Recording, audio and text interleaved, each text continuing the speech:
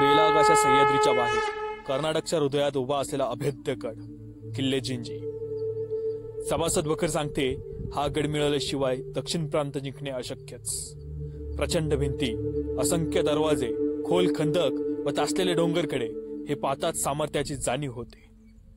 महाराष्ट्रात जिंजी, कर्नाटकात सेंजी तर तामिळनाडूमध्ये चेंजी अशा विविध नावांनी ओळखला जाणारा गड छत्रपती शिवाजी महाराजांनी केवळ एका दिवसात जिंकला। चला या इतिहासाच्या वैभवशाली पानांत डोकावूया।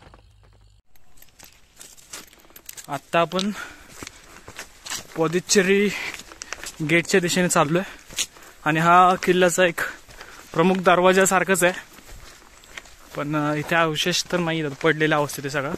पुढचा दरवाजा खूप चांगल्या अवस्थेत आहे अजून, त्यामुळे तिकडे जायचं आता। यावेळेस सोबती चल।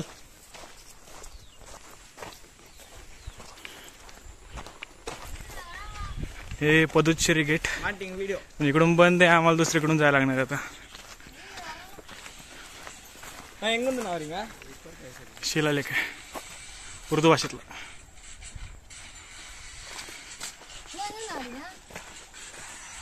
गेट नाही अंदर।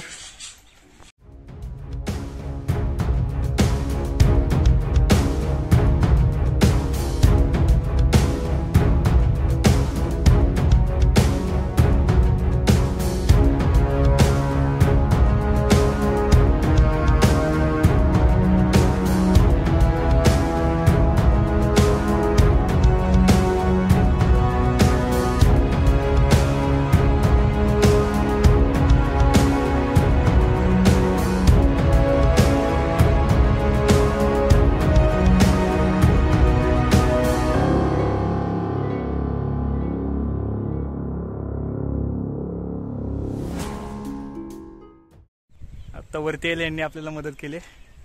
नेम से आपला नेम युगन, विशाल, नरेन, नवीन, सदा। इधर ही रहते आप सब? रहने के लिए इधर ही है ना? घर घर घर घर होम होम एनआरपेटे ओके। जिंजी फोर्ट यो मॅन। या किल्ल्याचं बांधकाम जरी विविध शासकांच्या काळात झालं असलं तरी एक 20 वर्ष अगोदर हा किल्ला म्हणजे ही जी जागा होती ही पूर्ण जमिनीच्या खाली होती। म्हणजे इथं जाणं म्हणजे माहितीच नव्हतं कोणाला, कारण अशी सपाट जागा होती। अजून पण याच्या खाली खूप काही गोष्टी असू शकतात या एरियाच्या पूर्ण खाली, पण आत्ता शासकाने ह्यांनी जे शोधलंय ते म्हणजे आर्किओलॉजी डिपार्टमेंटने जे शोधून काढले, हा राजवाडा इथं शोधून काढलाय त्यांचा, राजसदर म्हणतो आपण। ही तख्ताची जागा आहे, इथे ते लोड वगैरे ठेवलाय बघा मोठा इथे। याचा उरलेला भाग मागाशी तुम्हाला स्टार्टिंगला दाखवला, तिकडे पुढे एक पडलाय, त्याचा दुसरा भाग येतो। आता मी तुम्हाला त्याच्यावरून पण सांगतो कसं ते। ही वाड्याची भिंत आहे, हा मी आता एंट्री केली आतमध्ये। ही चारी बाजूनी पूर्ण जागा अशी थांबण्यासाठी, तिथं पुढे पण पिलर्स असायचे। ही तख्ताची जागा इथे, तिकडे ओंकार वरती गेलाय। हे लोड बघा किती मोठं आहे। राजाराम महाराजांनी इथं बसून 8 वर्ष राजकारभार केलाय आणि आता ही तख्ताची जागा समोर तुम्ही राजदरबार बघू शकता। इथून सेंटर आहे हा राजदरबारचा। इथं अगोदर असे पिलर्स होते, मंडप होता, वरतीपर्यंत तुम्ही बघू शकता, मागे दिसते तुम्हाला अशा सगळ्या गोष्टी जे होत्या। आणि मागणी सरळ इथे बघा राज दरबारात येण्यासाठी, म्हणजे जे राजा इथे येण्यासाठी ही पायऱ्या केलेली, इथे राजा दरबारात येण्यासाठी ही जी वाट आहे ती कुठून निघते बघायची आपल्याला। ओंकार, हे बांधकाम बघा कशा पद्धतीने केलंय। सर्क्युलर पायऱ्या केलेल्या जसे एखाद्या वाड्याला असतात, असा उभा दगड कापून त्यात एक रॉड ठोकल्यासारखं केलं एका ते लॉकिंग सिस्टीमने। आणि ह्या पूर्ण पायऱ्या सर्क्युलर मध्ये केल्यात बघा ह्या पूर्ण। आणि हा जो आहे हा राजाचा महाल आहे, राजमहाल। इथे आपण आता आलोय। हा पुढे वाड्याचा पट्टा, आतमध्ये राहायची जागा, असं चारी बाजूनी हा राजवाडा आहे। चारी बाजूनी सगळं असं कव्हर असायचं। आणि ह्या सैनिकांच्या म्हणजेच जे अमुक सरदार असायचे बाकी ह्याच्यामध्ये, म्हणजे महाराजांच्या ह्याच्यानुसार अष्टप्रधान मंडळ, त्यांच्या राहायच्या जागा, असं सर्व बघा। आणि पाण्याचे आउटलेट बघा कसे काढलेत प्रत्येक ह्याच्यामध्ये। म्हणजे इतिहासकारांच्या मध्ये या किल्ल्याच्या बांधकामानुसार इथं पाणी साठतच नाहीये आणि साठलं तर ते तलावांमध्येच साठतं, दुसरीकडे कुठे साठत नाही. त्याचं कारण असं की किल्ल्याचं जे बांधकाम केलंय ते पूर्ण प्रॉपर पद्धतीने केले, जेणेकरून ते एक पण पाणी साठू नये आणि त्याच्यामुळे सगळ्या गोष्टी म्हणजे नीट राहतील.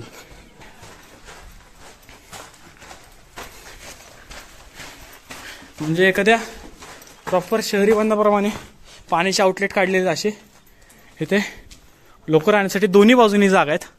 ही जुनी भिंत आहे, म्हणजे जुना वाडा आहे हा, आणि त्याच्या समोरच नवीन बांधकाम केलेलं आहे.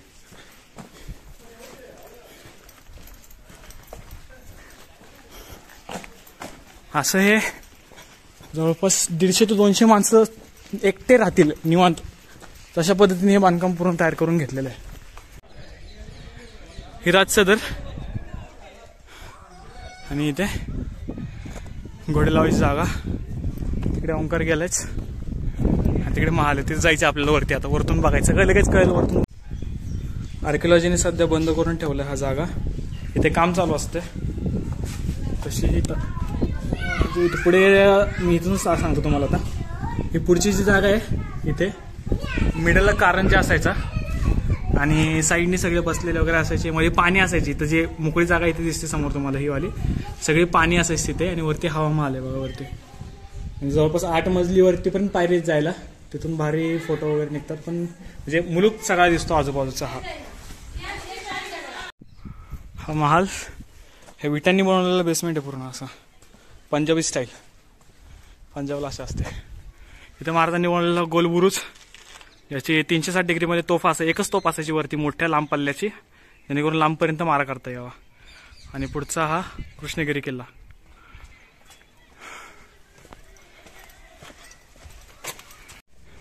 आता सगळ्यात महत्वाचा हा इथं घोडा आहे बघा हा वाला, आणि त्याच्या पाठीवरती एक माणूस बसला आणि मागे स्त्री आहे.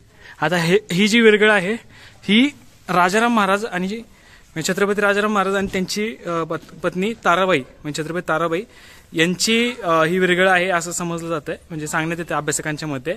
आणि ही आत्ता आर्किओलॉजी जे आहे एरिया पूर्ण म्हणजे ठेवलेलं आहे त्यांनी सगळं, हिरो स्कल्पचर्स वगैरे सगळे, हिरो स्टोन्स वगैरे, विरगळ या सगळ्या गोष्टी इथं हे सगळं कव्हर केलेलं आहे, म्हणजे इथं नेऊन ठेवलेलं त्यांनी. इथं कळतंय.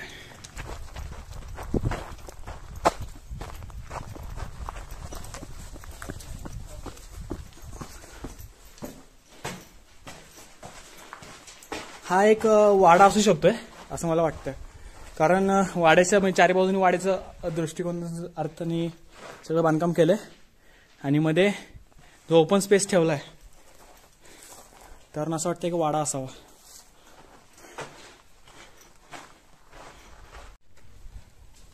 सब ये सब ओडिसाचे, मतलब हे सगळे ओडिसावरून आलेले आहेत. जय जगन्नाथ.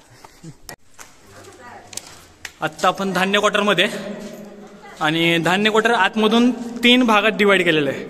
आता याच्यामध्ये धान्यांच्या प्रकारानुसार ते धान्य क्वार्टर बांधण्यात आलेले असतात आणि ह्याचे एंट्रन्स असे दिलेले आहेत, म्हणजे दरवाजे असे आहेत 1, 2, 3 प्रकारामध्ये. आतमध्ये खूप मोठ्या मोठ्या प्रकारचे खोल्या आहेत जेणेकरून तिथे धान्य साठवता येऊ शकतं.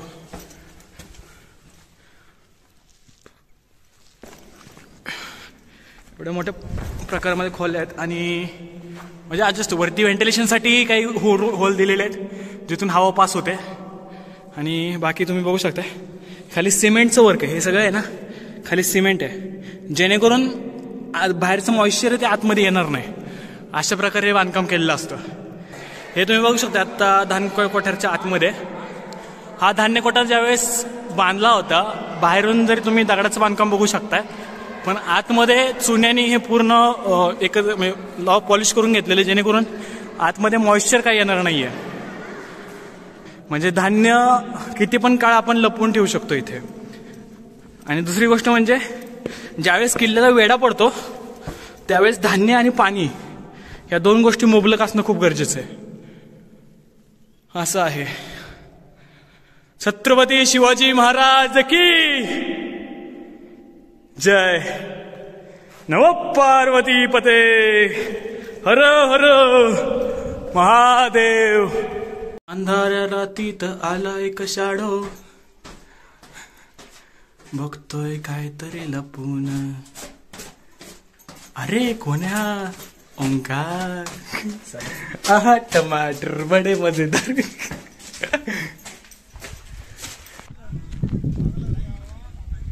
धान्य कोठार आपण आताच बघितलंय. आणि विषय कसा असतो, जेव्हा किल्ल्याला वेढा पडतो त्यावेळेस सगळ्यात महत्वाचा पॉईंट असतो की किल्ल्याला चारी बाजूनी ज्यावेळेस वेढा पडलेला असतो त्यावेळेस धान्य आणि दारू गोळा आणि पाणी या 3 गोष्टी महत्वाच्या असतात किल्ला किती पण दिवस लढवून ठेवण्यासाठी. इकडच्या बाजूला धान्य कोठार आहे आणि त्याच्या ऑपोजिटलाच आपण दारुगोळा कोठार बघू शकतो. इकडे तुम्हाला वाटेल की इथं उद्ध्वस्त वास्तू आहे पूर्ण, पण ही उद्ध्वस्त वास्तू नाहीये. इथं दारुगोळा कोठार आहे, जमिनीच्या खालचं दारुगोळा कोठार आहे. म्हणजे रायगडावर जेव्हा दारुगोळा कोठारचा स्फोट झाला होता तेव्हा पूर्ण रायगड जळला होता. तसाच इथे जो दारुगोळा कोठार आहे तर बरोबर त्यांनी डोकं लावून तयार केलंय, जमिनीच्या खाली तयार केलेले आहे. आपण बघूया. वरती दारुगोळा कोठार नाहीये, हे खाली दारुगोळा कोठार आहे. आणि अजून पण लोकांनी त्यात प्लास्टिक आणि हे टाकलेलंच आहे. कोणीतरी आतमध्ये जाऊ नये म्हणून हे सगळं तयार केलेलं आहे असं, नाहीतर मग आतमध्ये जाता येतं. पायऱ्या पण आहेत तशा.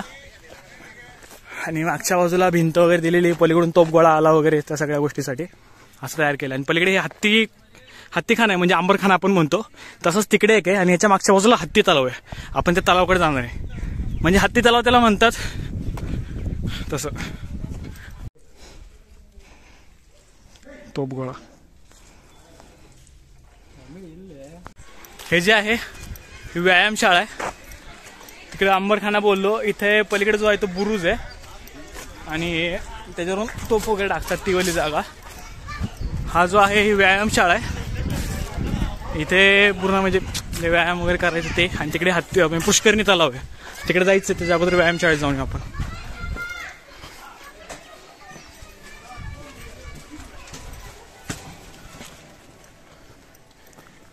ही व्यायामशाळा बऱ्यापैकी सगळ्या इमारतींचं स्ट्रक्चर एकसारखंच आहे, पण इथे व्हेंटिलेशनसाठी खिडक्या जास्त दिलेल्या आहेत, जसे आपल्या धान्य कोठारमध्ये नव्हत्या. हा अंबरखाना म्हणजे आपल्याकडे अंबरखाना बोलतात आणि इथे हत्ती शाळा बोलतात, म्हणजे जिथे हत्ती ठेवले जायचे ती जागा. आणि त्या पलीकडे हत्ती तलाव आहे दोघांच्या मधोमध, तिकडे एक हत्तीखाना. आणि पलीकडे आपण जे बघितलं धान्य कोठार जे बघितलं त्याच्या साईडला बुरुज आणि ही व्यायामशाळा. यो भारी. आणि आता चाललोय आपण पुष्करणी तलाव.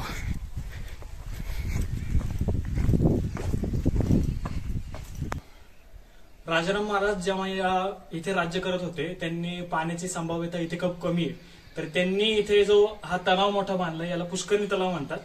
हा राजाराम महाराजांनी त्यांच्या काळामध्ये बांधून घेतला, जेव्हा ते 8 वर्ष इथे राज्यकारभार करत होते त्या काळामध्ये हा बांधलेला पुष्करणी तलाव. जमिनीच्या खालच्या बाजूला आर्किटेक्चर बांधलेले आहे पूर्ण असं तयार केलंय. सुंदर. मागे दिसतो बरं आणि किल्ला दिसतो मागे, तिकडे जायचं आता, म्हणजे नेक्स्ट पुढच्या व्हिडिओ मध्ये तुम्हाला दिसेल. तख्ताच्या बाजूला जो लोड होता त्याचा तुटलेला दुसरा पार्ट इथं ठेवलाय आणि त्याचा उरलेला भाग नाही माहिती कुठे, पण हा आर्किओलॉजी एरियाच्या इथे ठेवलेला आहे त्यांनी. हा तिसरा दरवाजा. आपण सकाळी तिथं वरती होतो, तिथे श्री हत्ती गणेश आहे आंजनेय तरी. तिकडे दरवाजेचे एंट्रन्सेस सगळे हे वाले.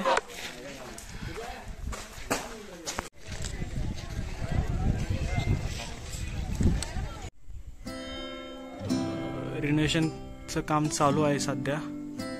बाहेरच्या मंडपाचं चालू आहे आणि आता जो मंडप इथला म्हणजे गोपुर आहे याचं काम सुरू केलेलं आहे. परत मातीचं लेपापोतीचं काम चालू आहे आणि सोबतच मुख्य मंडप म्हणजे अख्ख्या पूर्ण मंदिरामध्ये कोणच नाही जास्त, पुजारी सोडले तर. तिथे एका बाजूला जय आणि दुसऱ्या बाजूला विजय असे आहेत. आणि आतमध्ये व्यंकटरमण स्वामींचं मंदिर आहे.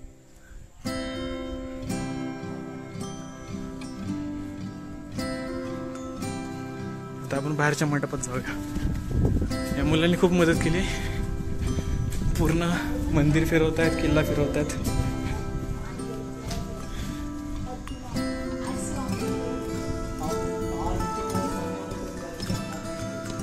100 मंडपांचा खांबा पूर्ण. इथे अग्निकुंड आहे, इथे होम हवन वगैरे या गोष्टी होतात.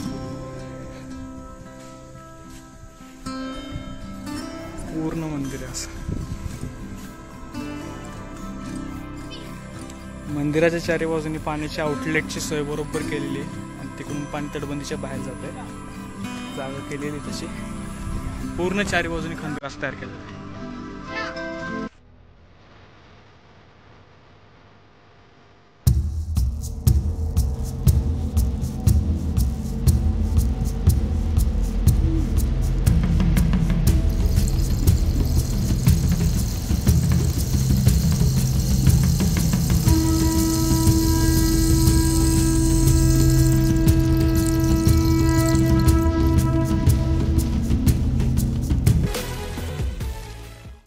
हे पोरं सगळे आपल्याला इकडे घेऊन आले त्या तलावावरती. इथे हा 1600च्या काळामध्ये राजाराम महाराजांनी बांधलेला तलाव होता हा.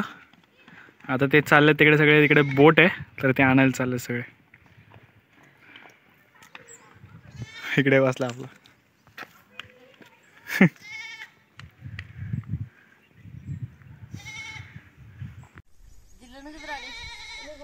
चल बघू दी. आजचा व्हिडिओ इथेच समाप्त होतोय. दक्षिण दिग्विजय मोहिमेच्या वाटेवरती एक पाऊल आणखी पुढे आपण आज आलेलो आहे आणि भेटूया एका पुढच्या नवीन व्हिडिओमध्ये, नवीन ठिकाणी, नवीन जागा एक्सप्लोअर करायला. तोपर्यंत दक्षिण दिग्विजय मोहिमेसोबत कायम असंच राहा. स्टे ट्यून फॉर दी दक्षिण दिग्विजय मोहीम. चला.